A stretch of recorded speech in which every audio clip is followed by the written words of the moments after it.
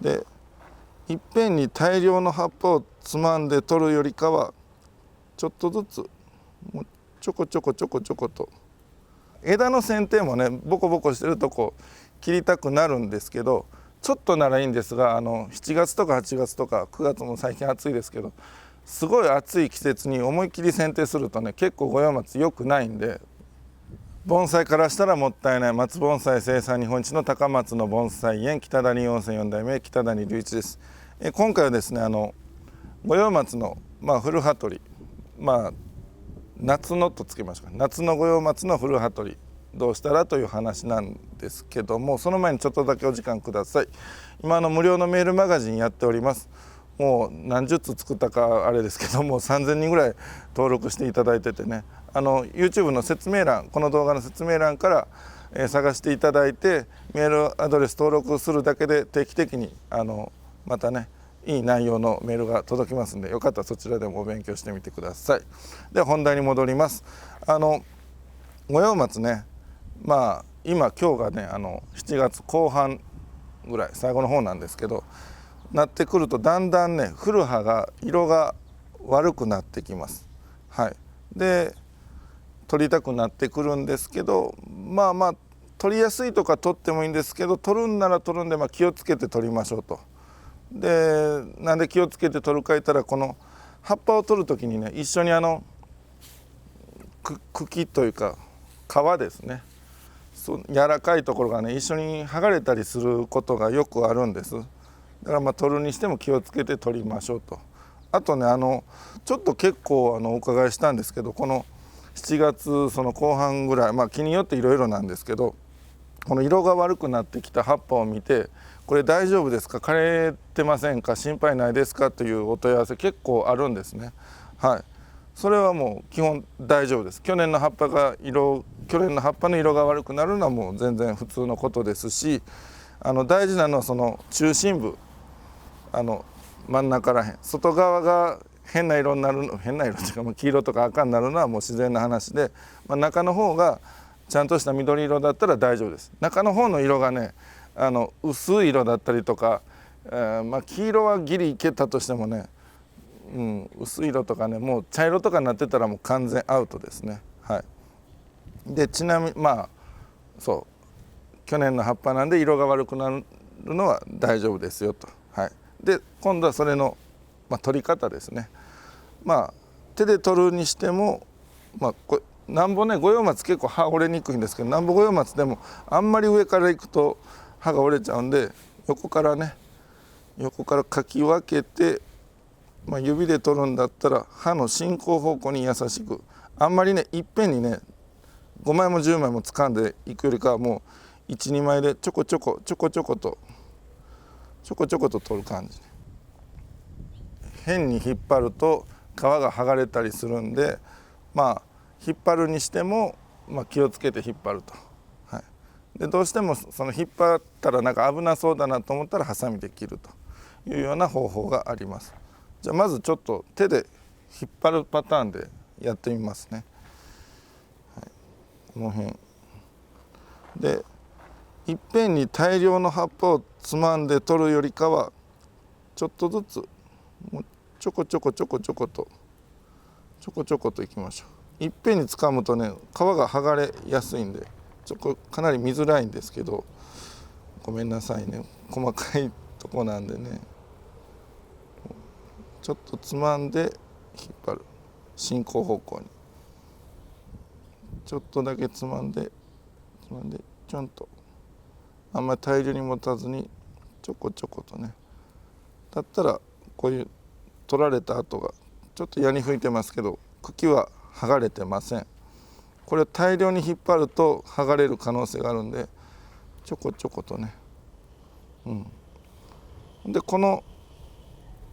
引っ張るのはやっぱ引っ張る分ちょっとストレスがかかるので多少ね根元にね。次ハサミで切るパターンやってみようと思います。でハサミなんですけどこういうやつ、先がしっかり尖ったね切れ味のいいハサミ、細かいタイプのハサミがいいかなと思います。はい、でこういうのでこの根元をチョキンともう1個ずつ、これもちょこちょこですね。見づらいかな。もう一房ずつというかね、これハサミでやるとね引っ張らないんで、根元からヤニが吹くということもかなり少なくなります。葉っぱの本当の根元を狙うんじゃなくて、ちょっと上の方でもいいです。切るのはちょっと葉っぱが残ってもいいです。葉っぱがちょっと残ってもいいんで、よいしょ。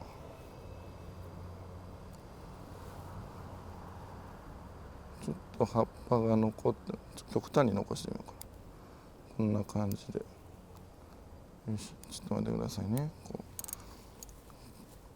この辺ね、僕のこの指先ちょっと葉っぱ残ってるんですよ。これがね何日か経つと赤くなってくるんで、ここまで切られると、でその時にこう触るとポロンと取れるんで、だったらヤニもなかなか吹くタイミングがないから安全な、古葉取りになると。だからまあちょっとハサミで切るのはね結構手間かかるんで、手間も時間もかかるんで大変なんですけど、一番安全なのはハサミかなっていう。はい。で真っ赤な葉っぱはねもうちょっと触ればねポロッと取れるんです。どっかあるかな。この辺もうこれぐらい赤くなってると、もうちょっともうポロンと触れば、他あるかな。この辺とかこれぐらい赤くなるともうポロンと、もう引っ張るとかじゃなくてポロンと取れます。こういう赤い葉っぱもうギリギリでひっついてるんで、ちょっと触ればもうすぐ取れます。はい。なんで古葉取りも